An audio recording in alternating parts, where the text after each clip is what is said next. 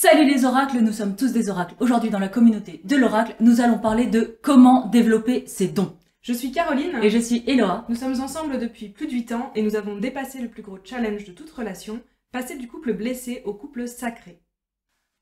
Alors quand on parle de dons, on parle de quoi? Parce que c'est bien joli tout ça, mais on va peut-être rentrer un petit peu dans qu'est-ce que ça veut dire avoir des dons et comment est-ce qu'on va les développer. Pour nous, quand on parle de dons, et je sais pas pour toi, mais tu verras bien si ça résonne pour toi, on va parler de soit d'un ressenti qui est très subtil, donc je pourrais utiliser le mot hypersensibilité ou en tout cas hypersensorialité, c'est-à-dire d'être capable de capter les énergies, capter ce qui est plutôt invisible ou ce qui est très très fin. On peut aussi parler de médiumnité, de capacité à canaliser. Concrètement, ça va pouvoir se voir avec une capacité vraiment à ressentir les énergies de quelqu'un. Et après, ça va se développer selon les personnes sur des sujets différents.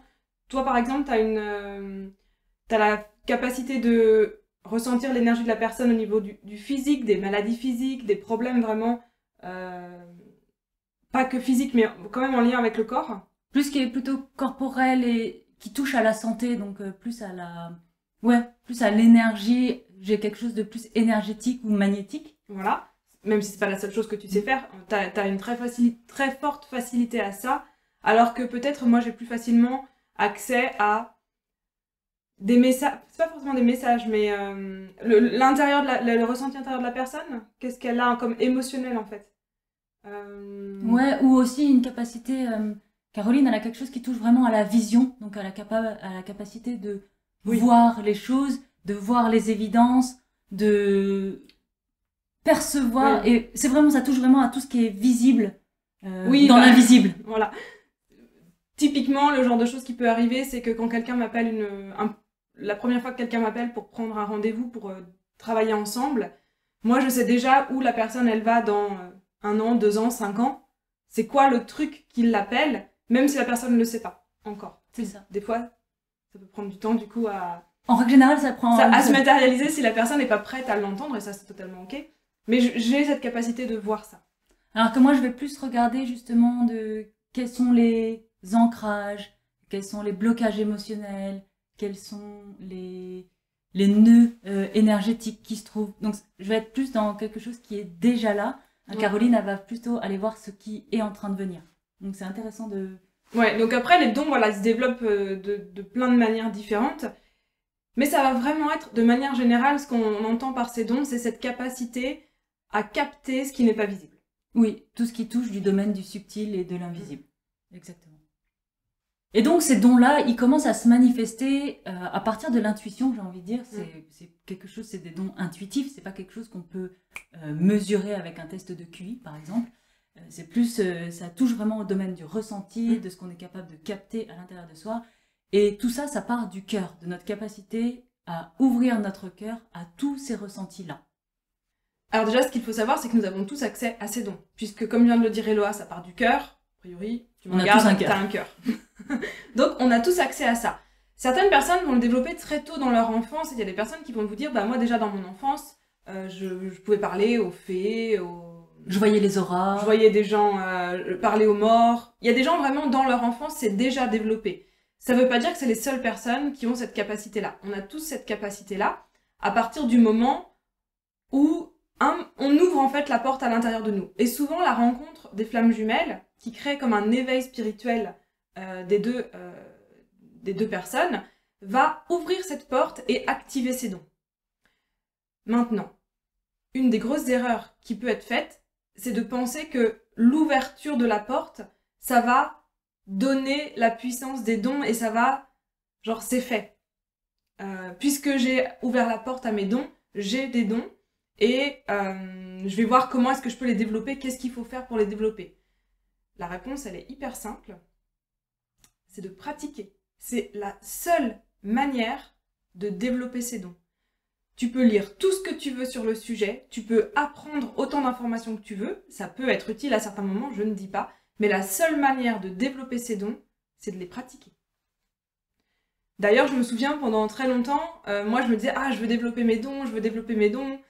C'était vraiment un truc quand j'avais pris conscience qu'il y avait quelque chose qui s'était ouvert en moi, que j'avais pris conscience que ça venait aussi de notre rencontre, j'avais vraiment envie de développer mes dons. Pendant toute cette période-là, il s'est absolument rien passé. Parce qu'elle voulait juste essayer de les développer sans les pratiquer. Voilà.